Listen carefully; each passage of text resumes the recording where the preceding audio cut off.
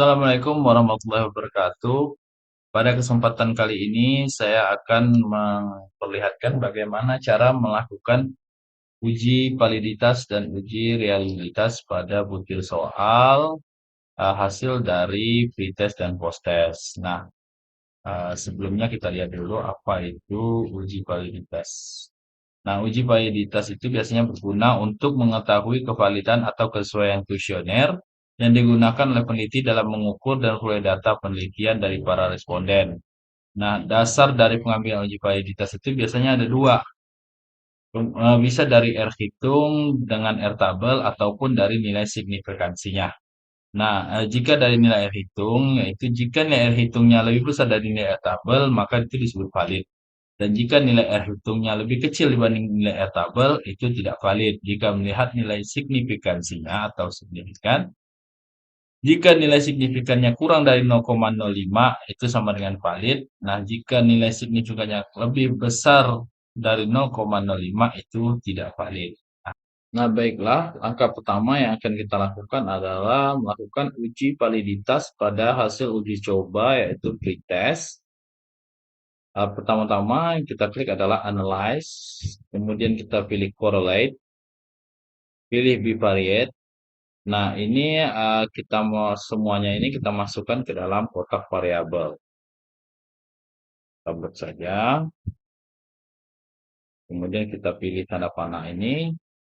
Nah, kita masukkan ke dalam variabel. Kemudian pada bagian kotak di bawah ini correlation coefficient, maka ini harus tercentang yaitu persen. Yang lain tidak tercentang, yaitu bagian persen saja. Kemudian kita klik OK. Nah, di sini sudah tampak hasil perhitungan dari correlation-nya. Kita lihat pada bagian skor total. Pada bagian skor total itu, pada soal nomor 1, kita lihat nilai R hitungnya adalah 0,375. Nah, kita lihat nilai R tabel. Bagaimana cara kita melihat nilai R tabelnya? Nah, kita buka dulu R tabelnya. Kemudian untuk menentukan nilai DF-nya, DF itu sama dengan N dikurang 2. N adalah jumlah soal. Jumlah soal kita adalah 30, dikurang 2 yaitu 28. Kita lihat pada bagian 28 nilai dari kita ambil signifikannya adalah 0,05 atau 5%. Kita lihat pada baris kedua, yaitu nilainya 0,3610. Nah, kembali lagi pada nilai R tabelnya. Kita lihat nilai R tabelnya.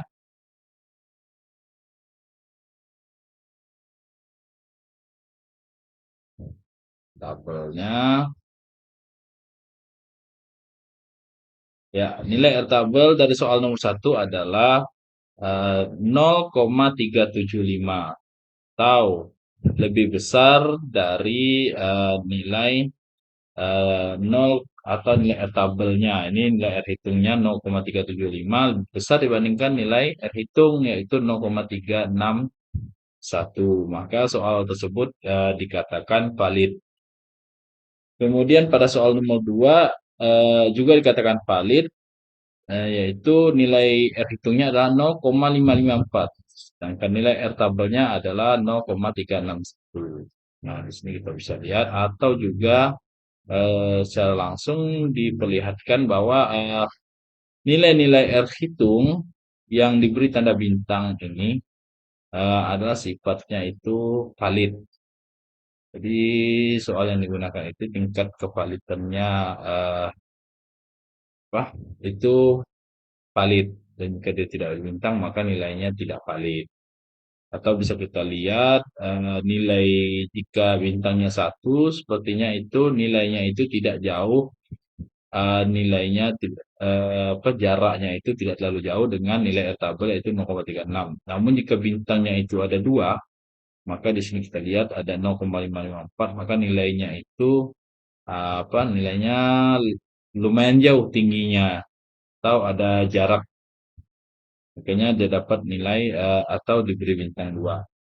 Kemudian untuk melihat validitas juga kita bisa melihat dari nilai signifikannya. Signifikan nilai signya itu Kita lihat, jika nilai signifikansinya kurang dari 0,05, maka itu valid. Jika nilai signifikannya lebih besar dari 0,05, tidak valid. Nah, kita lihat tadi nilai hitungnya. Nilai hitungnya itu signifikansi atau signya itu ada di bagian 0,02. Nah, ini nilainya adalah 0,41 atau lebih kecil dari 0,05. Maka ini juga bisa dilihat dikatakan valid. Jadi nilainya 0,41. Kemudian soal nomor 2 itu 0,01. Nah, juga nilainya kurang dari 0,05, maka dikatakan valid. Sama juga nilai dari ini kurang dari 0,01, nilai R hitungnya kurang dari nilai signifikansinya kurang dari 0,05 juga valid, 0,02 kurang dari 0,05 itu juga lebih kecil atau bisa dikatakan valid. Nah, selanjutnya setelah kita melakukan uji validitas pada butir soal hasil uji coba pretest, maka selanjutnya kita akan melakukan yang namanya uji reliabilitas. Nah, caranya adalah kita pilih analyze, kemudian pilih scale, kemudian pilih reliability analysis, kemudian kita pilih soalnya saja. 30 soal, kemudian kita pindahkan ke item, kemudian kita statistik, kita centang scale of item delete, kemudian kita pilih continue, kemudian jangan lupa ini modelnya kita ubah ke alpha, kemudian oke. Oke, hasilnya itu sudah keluar. Nah, di sini hasilnya itu adalah nilai reliability statistiknya. Kita lihat nilainya adalah 0, pada kolom kelompok alfanya adalah 0,877. Nah, kita lihat dulu kriteria tingkat reliabilitas itu adalah jika kriteria yang pertama adalah jika nilai air hitung itu kurang dari 0, bukan air hitung, jika nilai kelompok alfanya itu kurang dari 0,200 itu kriterianya sangat rendah. Kemudian jika hasil kelompok alfanya 0,200 sampai dengan 0,399 itu sifatnya reliabilitasnya rendah. Kemudian selanjutnya 0,400 sampai 0,599 itu kriteria cukup. 0,600 sampai 0,799 kriteria tinggi. Kemudian 0,800 sampai 1,00 itu kriterianya sangat tinggi. Nah, kita lihat di sini nilai dari nilai kelompok alfanya adalah 0,877. Nah, di sini nilai 0,877 berada pada kriteria nomor 5, yaitu 0,800 sampai 100, yaitu nilai kriterianya itu sangat tinggi. Nah, kita juga bisa lihat dari nilai per itemnya, per item nomor soalnya itu. Nah, di sini kita lihat dari soal nomor 1 sampai soal nomor 30 tidak ada soal yang nilai kelompok alfanya itu berada di bawah 0,800 atau kurang dari 0,800. Jadi semua soalnya itu memiliki kriteria reliabilitasnya itu sangat tinggi. Setelah sebelumnya kita telah melakukan uji validitas dan reliabilitas pada hasil uji coba pretest. Nah, sekarang kita akan melakukan uji validitas dan reliabilitas pada butir soal, yaitu hasil uji cobanya post test. Nah, ini sudah kita masukkan hasil uji cobanya pada SPSS.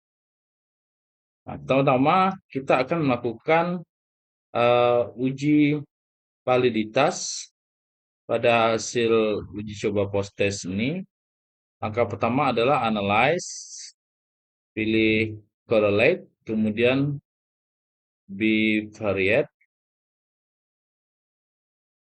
Nah, kita uh, pilih semuanya, kemudian pindahkan ke kotak variabel, option, sudah, continue. Nah, untuk correlation coefficient-nya ini kita centang adalah person. Nah, kemudian langsung saja kita pilih OK. Nah, di sini hasilnya sudah keluar. Nah, tadi kita bisa lihat bahwa syarat untuk dikatakan validitas itu ada dua. Yang pertama dengan membandingkan R hitung dan R tabel, kemudian dengan melihat dari signifikansinya atau nilai signya. Nah, untuk dari nilai R hitung dan R tabel, dengan jumlah soal 30, itu untuk nilai DF-nya sama dengan N jumlah soal dikurang 2, yaitu 28. Kita lihat 28 nilainya adalah 0,361. Nah, kita bandingkan dengan nilai R hitungnya. Nah, nilai R hitungnya yaitu untuk soal yang pertama adalah 0,195. Nah, di sini nilai R hitungnya itu lebih kecil dari nilai R tabel. Nah, itu jadi dapat disimpulkan bahwa jika nilai R hitung lebih kecil dibandingkan R tabel, maka dinyatakan bahwa tidak valid. Nah, bagaimana dengan nilai signya? Kita lihat nilai signya.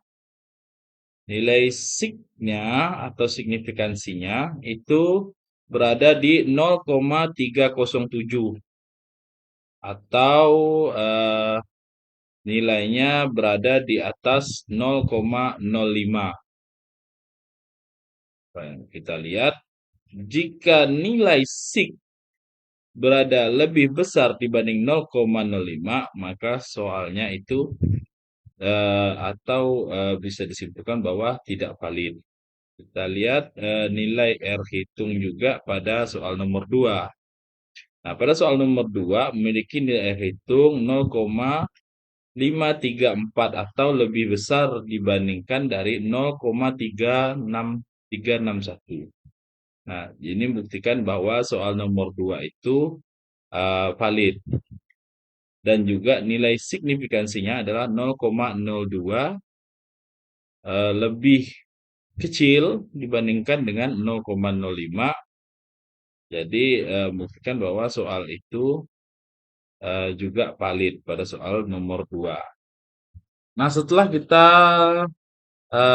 melakukan uji validitas, kemudian selanjutnya kita akan melihat bagaimana hasil dari uji reliabilitas pada hasil uji coba post test atau uji reliabilitas soal, butir soal yang sebanyak 30 soal itu pada hasil uji coba post testnya. Ini post test, nilai post testnya. Itu langkah pertama adalah analyze, kemudian kita pilih scale, kemudian klik reliability analysis. Nah, di sini kita masukkan soalnya saja. Kita pindahkan pada kolom item. Kemudian kita klik statistik. Pada kolom descriptive for itu kolom scale if item valid. Ini kita centang saja, kemudian pilih continue. Nah, pada modelnya itu kita pilih alpha, kemudian OK. Nah, di sini hasil hitungan dari kelompok alfanya sudah keluar. Nah, hasil dari kelompok alfanya atau reliability statistiknya ini menunjukkan bahwa nilainya adalah 0,857. Nah, kita kembali lagi lihat kriterianya itu berada di kriteria sangat baik. Kita lihat pada item tiap-tiap soal. Pada item tiap-tiap soal ini menunjukkan nilainya juga berada di antara 0,800 sampai dengan 100 yang menyatakan bahwa hasil reliabilitasnya sangat baik. Namun jika kita lihat dari correlated item total correlation-nya ini, nah bahwa soal nomor 1 itu nilai dari total correlation-nya itu di bawah 0 atau lebih kecil dari 0,361. Nah, 361 itu adalah kriteria dari airtable-nya tadi. Nah, dengan melihat hasil ini, kita dapat membuang itu soal nomor 1. Kemudian untuk soal nomor 2 itu sifatnya karena nilai validitasnya sangat tinggi, kemudian juga memiliki nilai reliabilitasnya dengan kriteria sangat tinggi. Nah, ini soal nomor 2 ini wajib untuk kita pertahankan.